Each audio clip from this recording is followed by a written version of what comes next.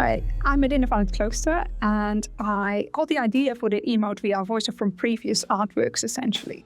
So for the past 22 years, roughly, I've been interested in affective computing and what that means for art. So how can we detect emotion with machines, and how can we use that then to control animations or sound or anything audio-visual? But the last 6 years I've been working with VR, and those earlier pieces, they didn't have the emotion sensitivity, but they did work with sound input and looking at mapping from sound input from the voice to graphics to make people, kind of like vocalize in a more sort of freer way than maybe they would normally be used to. So use the VR experience as a way to liberate people and let them play with their voice. And that's why I wanted to create Emote VR Voicer, because I wanted to have it be more emotionally intelligent, so that now when it's listening to the sound input, it's also understanding something about the emotional content. Now I'm leading the project and bringing people together and making it happen. My role is also creative as well, making these models that have this sort of like emotional content, and then they're getting scanned in the computer. So once they have been scanned, we're rigging them, we're animating them in Maya, and then bringing them in the games engine.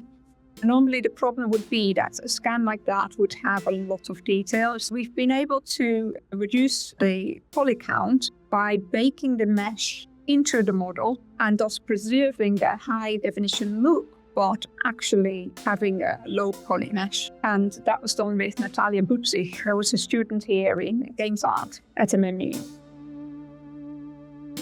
My role in the Emote VR Voicer project focused on material and texture development for abstract animated shapes. I created and refined textures in Substance Painter, exploring color, surface variation, and material properties to help communicate different emotions.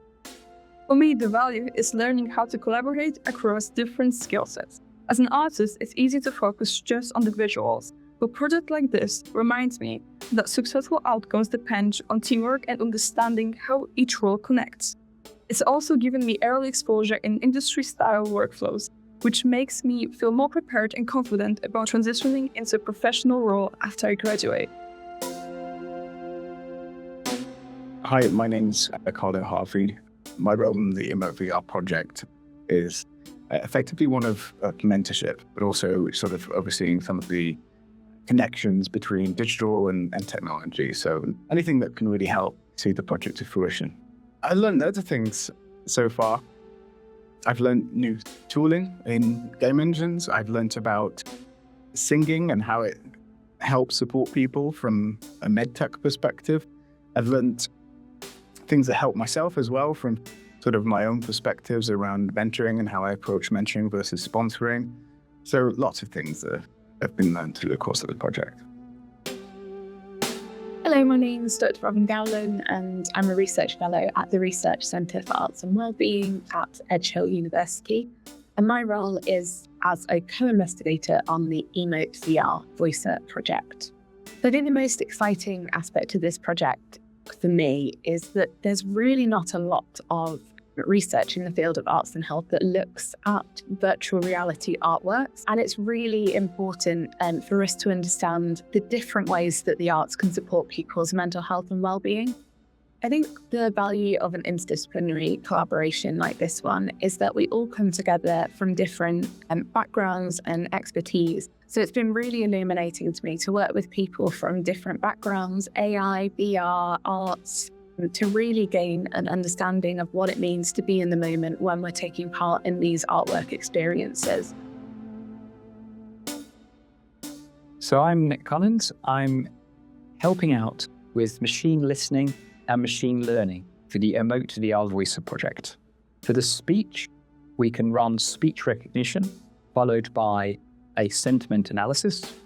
But for the strange vocalizations, we're going to try and classify what people do into 4 different emotion classes, into happiness, sadness, anger, and calm.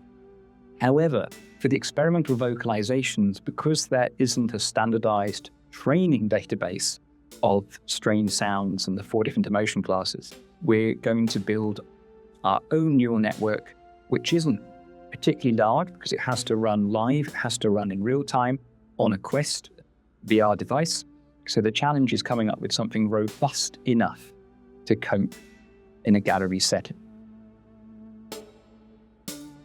I've learned a lot of things from the Emote VR Voicer project. So the first thing I've learned is why the games industry is the way that it is, with lots of small roles, kind of like doing a particular part of the creative process. In my previous works, I was working more in small kind of indie teams, or maybe 2, maximum 3 people. With this project being a bit more ambitious graphically, it was necessary to have more people on it.